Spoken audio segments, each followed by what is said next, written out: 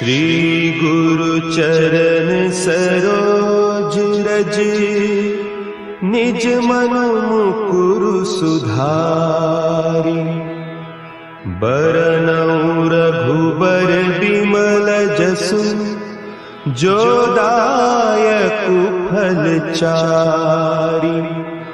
बुद्धिहीन तनु जानिके, सुमिरो पवन कुमार। बल बुद्धि विद्या देहु मोहि, हरहु कलेस विकार।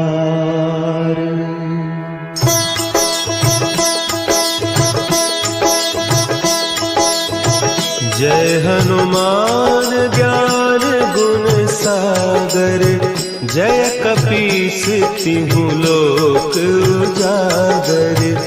रामदूत अतुलित बल धामा, अंजनी पुत्र पवन सुत नामा।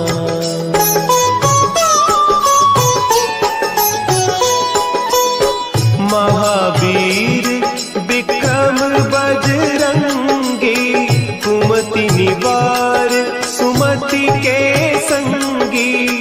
कंचन बरन विराज सुबेसा, कानन कुंडल कुंचित केसा। हाथ वज्र और ध्वजा विराजे, कांधे मुंज जनेऊ साजे। शंकर सुवन केसरी नंदन, तेज प्रताप महाजगवंदन।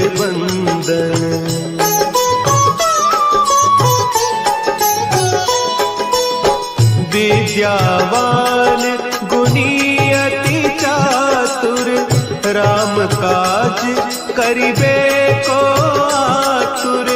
प्रभु चरित्र सुनिबे को रसिया, राम लखन सीता मन बसिया।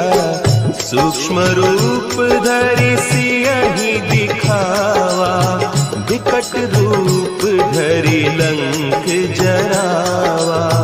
भीम रूप धरि असुर संहारे, रामचंद्र के काज संवारे।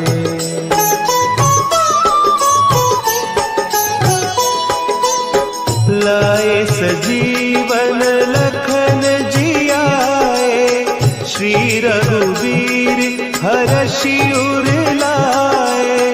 रघुपति कीन्ही बहुत बड़ाई, तुम मम प्रिय भरतहि सम भाई।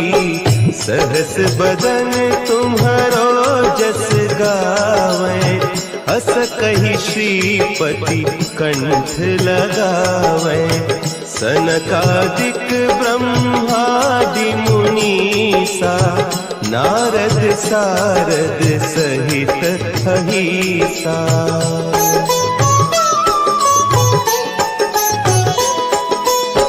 जम कुबेर दिगपाल जाते, कवि कोविद कहि सके कहते।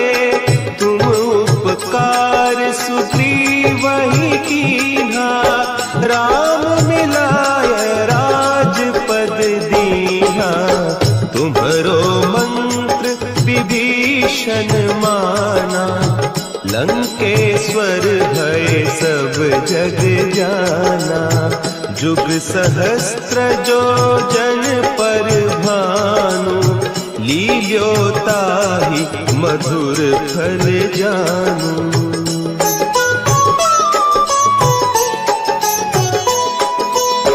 प्रभु मुद्रिका मेली मुख माही, जलधि लांघि गए अचरज नाही। दुर्गम काज जगत के जेते, सुगम अनुग्रह तुम्हरे तेते। राम दुआरे तुम रखवारे, होत न आज्ञा बिनु पैसारे, सब सुख लहे तुम्हारी सरना, तुम रक्षक काहू को डरना।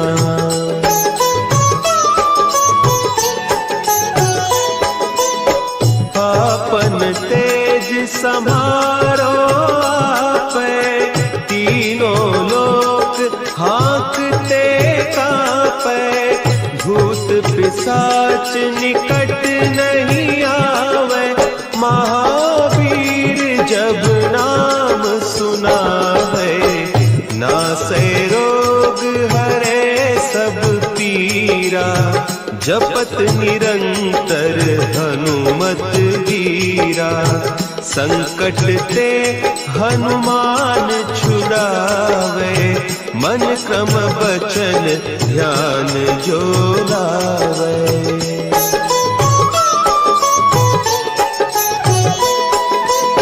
सब पर राम तपस्वी राजा, तिनके काज सकल तुम साजा, और मनोरथ जो कोई लावे, सोई अमित जीवन फल पावे, चारों जुग परताप तुम्हारा, है प्रसिद्ध जगत उजियारा, साधु संत के तुम रखवारे, असुर निकंदन राम दुलारे।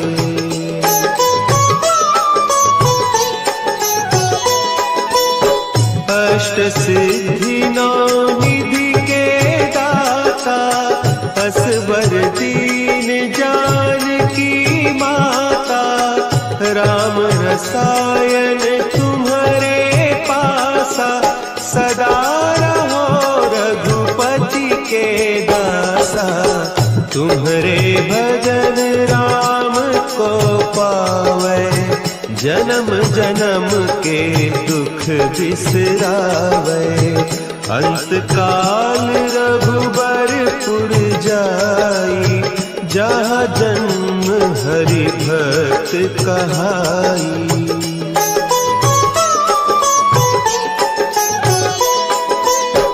और देवता चित्त न धरई, हनुमत से सर्व सुख करई, संकट कटे मिटे सब पीरा, जो सुमिरे हनुमत बलबीरा। जय जय जय हनुमान गोसाई, कृपा करहु गुरुदेव की नाई, जो सत बार पाठ कर कोई, छूटहि बंदी महा सुख होई।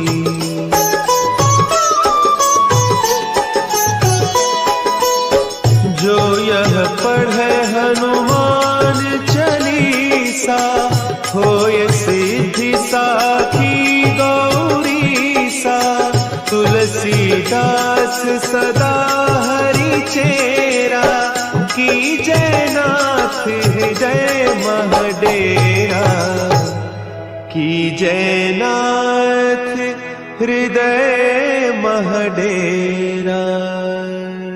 पवन तनया संकट हरन,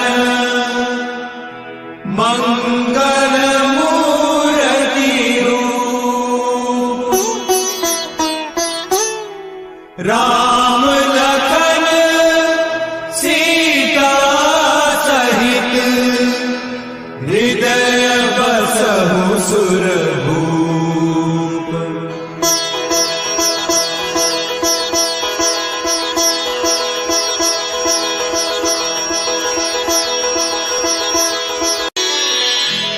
श्री गुरु चरण सरोज रज, निज मन मुकुरु सुधारि, बरनउँ रघुबर बिमल जसु, जो दायक फलचारी, बुद्धिहीन तनु जानिके, सुमिरो पवन कुमार, बल बुद्धि विद्या देहु मोहि, हरहु कलेस विकार।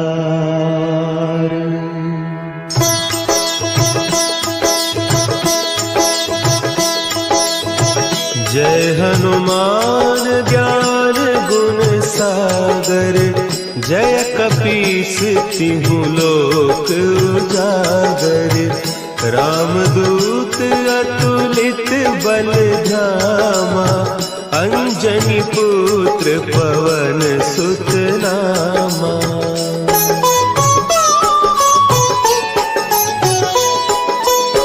महावीर विक्रम बजरंगी, कुमति निवार सुमति के संगी। कंचन बरन विराज सुबेसा, कानन कुंडल कुंचित केसा।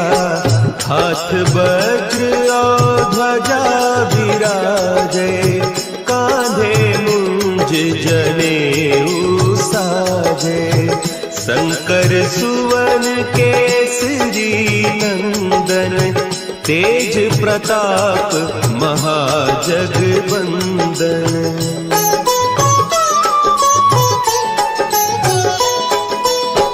विद्यावान गुणी अति चातुर, राम काज करिबे को आतुर। प्रभु चरित्र सुनिबे को रसिया, राम लखन सीता मन बसिया। सूक्ष्म रूप धरि सियहि दिखावा, विकट रूप धरि लंक जरावा। भीम रूप धरि असुर संहारे, रामचंद्र के काज सवारे।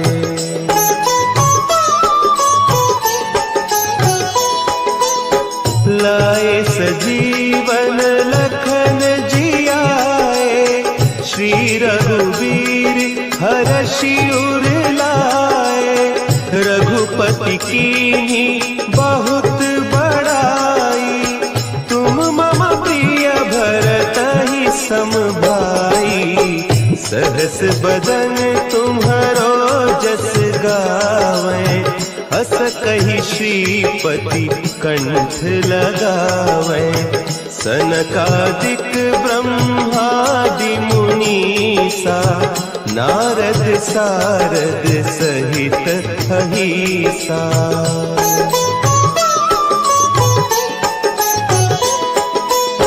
जम कुबेर दिगपाल जाते, कवि कोविद कहि सके कहते। तुम उपकार सुग्रीवहि कीन्हा, राम मिलाय राजपद दीन्हा। तुम्हरो मंत्र विभीषण माना, लंकेश्वर भय सब जग जाना।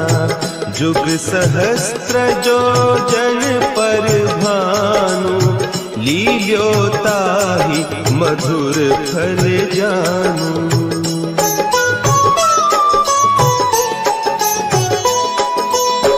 प्रभु मुद्रिका मेली मुख माही, जलधि लांघि गए अचरज नाही। दुर्गम काज जगत के जेते, सुगम अनुग्रह तुम्हरे तेते। राम दुआरे तुम रखवारे, होत न आज्ञा बिनु पैसारे। सब सुख लहे तुम्हारी सरना, तुम रक्षक काहू को डरना।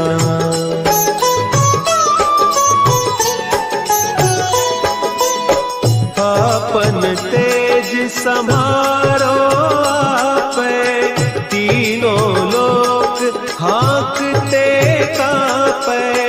भूत पिशाच निकट नहीं आवे, महावीर जब नाम सुनावे। नासे रोग हरे सब पीरा, जपत निरंतर हनुमत वीरा। संकट ते हनुमान छुड़ावे, मन क्रम बचन ध्यान जो लावे।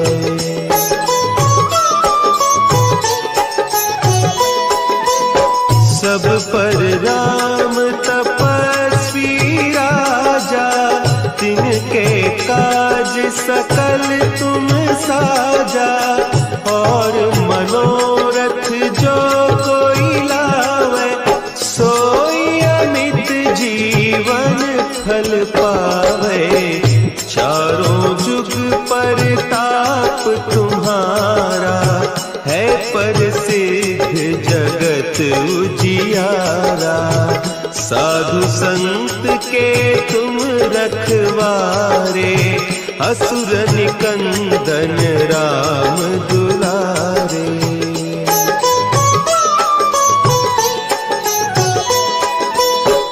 अष्ट सिद्धि नौ निधि के दाता, असवर दीन जानकी माता। राम रसायन तुम्हारे पासा, सदा रहो रघुपति के दासा। तुम्हारे भजन राम को पावे, जन्म जन्म के दुख बिसरावे। अंत काल रघुबरपुर जाई, जहाँ जन्म हरि भक्त कहाई।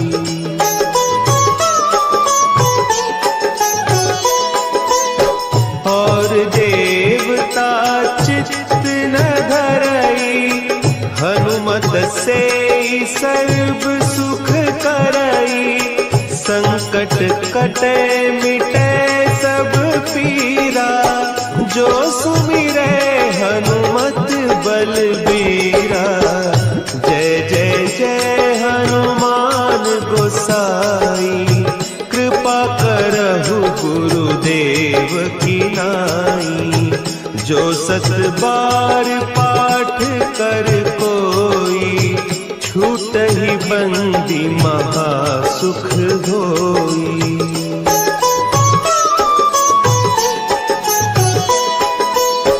जो यह पढ़े हनुमान चालीसा, होय सिद्धि साखी गौरीसा। तुलसीदास सदा हरि चेरा, कीजय नाथ हृदय महडेरा। कीजय नाथ हृदय महडेरा। पवन तनया संकट हरन, मंगल मूर्ति रूप। राम लखन सीता सहित, हृदय बसहु सुरभूप।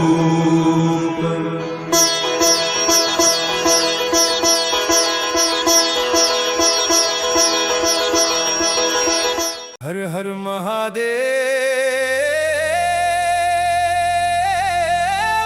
बम बम भोले। हर हर महादेव।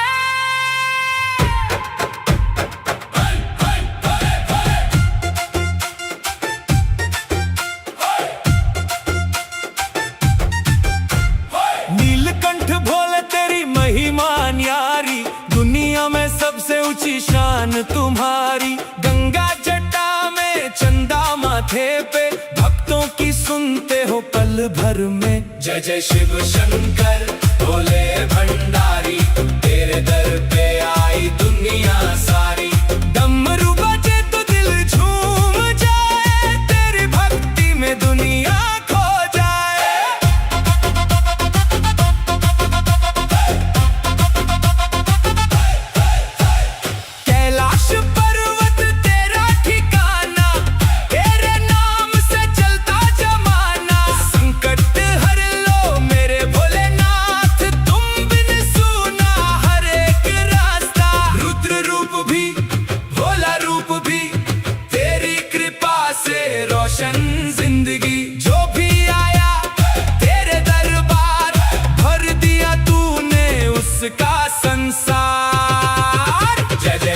शंकर महाकाल, तेरे नाम से चलता हर साल, हर हर महादेव गूंजे जहां। दोस्तों आपका क्या है दोस्तों ऊष्मीय प्रसार, जो कि मैंने आपको पहले डिटेल से समझा दिया है।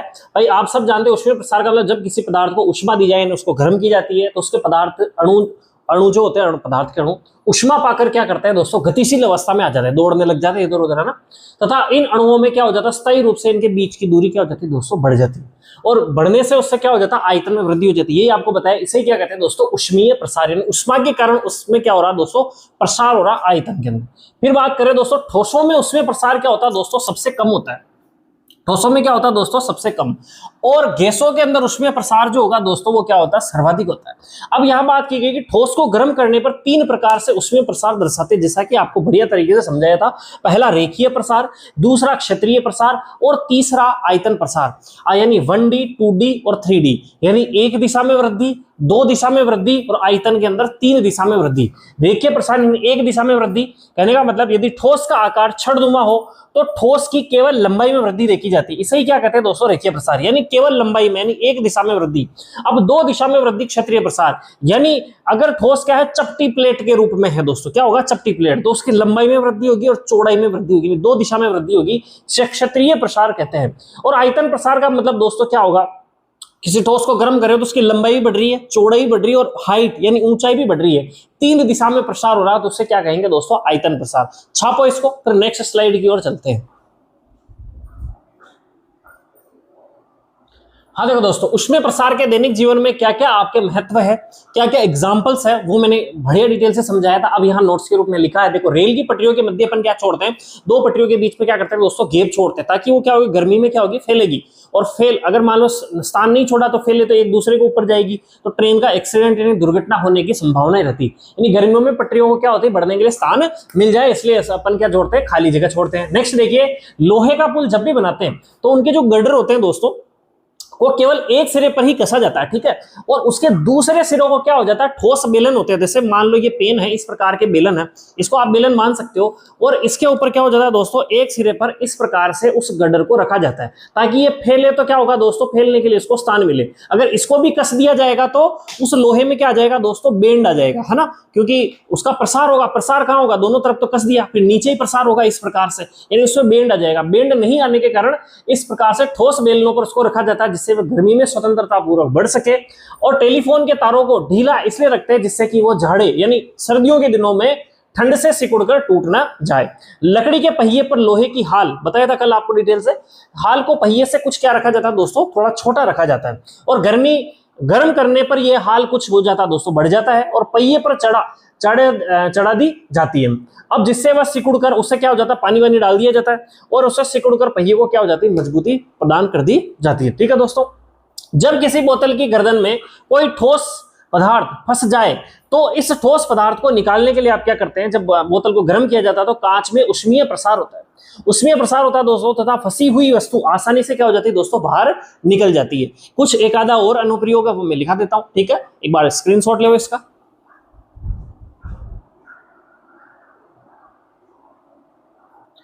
हाँ देखो दोस्तों, अगला अनुप्रयोग जो है वो क्या है दोस्तों, थर्मोस्टेट। थर्मोस्टेट में बता दूं दोस्तों आपको, थर्मोस्टेट क्या होता है, किस प्रकार का सिस्टम है ये, जो तापमान को क्या करता है दोस्तों, मापता है, यानी तापमान को समझने वाली चीज होती है। इसमें क्या होती है दोस्तों, 2 लेयर होती है। क्या होती है दोस्तों, 2 लेयर होती है, ठीक है। थर्मोस्टेट में क्या होती है, 2 धातुओं की क्या होती है, लेयर होती है। अब ये वहां काम में आता है दोस्तों कि इसको क्या ऐसे तापमान सेट कर दिया जाता है कि मुझे कमरे के अंदर तापमान कितना चाहिए, 25 डिग्री सेल्सियस चाहिए, 22 डिग्री सेल्सियस चाहिए। अब उस केस में होगा क्या दोस्तों कि ऊपर की परत का क्या होता है कि प्रसार गुणांक ज्यादा होता है, यानी उसको गर्मी मिलेगी तो क्या होगा दोस्तों, फैल जाएगा। और अंदर की प्लेट का प्रसार गुणांक क्या होता है, वो क्या होता है दोस्तों, उसमें प्रसार गुणांक उसका कम होता है, यानी वो इतनी फैलेगी नहीं, और वो तापमान मापने का कार्य करता है। नाम ही क्या लिखा हुआ, थर्मोस्टेट।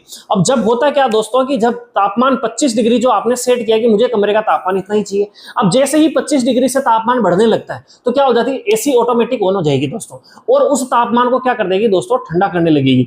और जैसे ही तापमान 25 से नीचे गया कि 24 चला गया, तो वो थर्मोस्टेट जो प्लेट होती है दोस्तों उसको फटाफट से पकड़ लेती है, और जैसे ही पकड़ेगी दोस्तों वो क्या होगा कि वहां पर हीटर ऑन हो जाएगा। क्या हो जाएगा दोस्तों, ज्यादा ही तापमान, आपने कहा कि भाई 25 डिग्री अधिकतम तापमान चाहिए और उससे ज्यादा होता है तो एसी चल जाएगी। और मान लो आपने उसमें सेट कर दिया भाई मुझे 18 से नीचे तापमान नहीं चाहिए, जैसे ही 18 से नीचे जाएगा दोस्तों, या आपने सेट कर दिया 20, 22, 24 जो भी आपने सेट कर दिया, उससे नीचे जैसे ही एसी द्वारा जो ठंडा कर दिया जाता है उससे नीचे टेम्परेचर जाने लगता है तो ऑटोमेटिक एसी बंद और हीटर ऑन हो जाता है दोस्तों। यही प्लेट क्या होती है दोस्तों, आपकी थर्मोस्टेट होती है। समझ में आ गई। अब देखो नेक्स्ट है, एक सरल पेंडुलम की बात की थी, वो मैंने घड़ी का उदाहरण बताया था कि इस प्रकार से वो घड़ी का पेंडुलम यूं करता है दोस्तों, घूमता रहता है ना, ये घड़ी है मान लो, इसमें पेंडुलम क्या होगा दोस्तों, घूमता रहेगा। अब यानी एक चक्कर देखो, यहां से घूमा, यहां आया और यहां से वापस घुमाया, ये इसका क्या हो गया, पेंडुलम का एक चक्कर हो गया। इस एक चक्कर को कहते हैं दोस्तों उसका आवर्तकाल। क्या कहते हैं दोस्तों, आवर्तकाल। समझ में आ गई। अब ये जो आवर्तकाल इसको किससे बता रहे हैं दोस्तों, टी से। टी यानी टाइम, कितना टाइम लेता है भाई एक चक्कर लगाने में टाइम। अब हो गया क्या दोस्तों कि गर्मी के दिनों में उस जो मान लो जो सुई है, पेंडुलम है, उसकी लंबाई क्या हो जाती है दोस्तों, बढ़ जाती है, क्योंकि आयतन प्रसार गुणांक उसका लंबाई में रेखीय प्रसार गुणांक हो जाएगा। ठोस है, रेखीय प्रसार गुणांक होते ही क्या होगा दोस्तों, उसकी लंबाई बढ़ेगी। और जैसे ही लंबाई बढ़ती है दोस्तों, अब वो लंबाई बढ़ गई दोस्तों, पहले इतनी थी अब उसकी लंबाई बढ़ गई, लंबाई बढ़ते ही क्या हो जाएगा, इसका आवर्तकाल बढ़ जाएगा, यानी इसको यहां से जाके यहां आने में क्या हो जाएगा दोस्तों, समय ज्यादा लगेगा। तो लंबाई बढ़ने से उसको टाइम ज्यादा लग रहा है एक चक्कर पूरा लगाने में, समझ गए। यानी जैसे ही लंबाई बढ़ेगी उसको टाइम ज्यादा लगेगा, आवर्तकाल ज्यादा बढ़ेगा। अब यानी उस पेंडुलम को ज्यादा समय लगेगा, यानी कह सकते हैं कि पेंडुलम क्या हो जाएगा दोस्तों, सुस्त हो जाएगा। और इसके लिए सूत्र भी लिखा है, देखो यहाँ 2 पाई ज्यादा मत समझिए, इसको इस प्रकार समझिए कि दोस्तों लंबाई है, एल मतलब यहाँ क्या है, लंबाई। जैसे ही लंबाई बढ़ेगी आवर्तकाल बढ़ेगा, समझ में आ गई। जी मतलब यहाँ ग्रेविटी है 9.8, ठीक है। अब यहाँ पूरा का पूरा मैंने विश्लेषण लिख दिया, एक बार स्क्रीनशॉट ले, फिर नेक्स्ट स्लाइड पर चलते हैं। हाँ देखो दोस्तों, यहां से प्रश्न आता ही आता है। देखो ठोसों में रेखीय प्रसार गुणांक यानी लंबाई में वृद्धि, रेखीय प्रसार गुणांक का मतलब क्या होता है दोस्तों, लंबाई में वृद्धि, उसको आप अल्फा से डिनोट करोगे। क्षेत्रीय प्रसार गुणांक यानी लंबाई और चौड़ाई में वृद्धि, यानी इससे डबल हो जाएगा मामला, ठीक है, उसे बीटा से डिनोट करेंगे।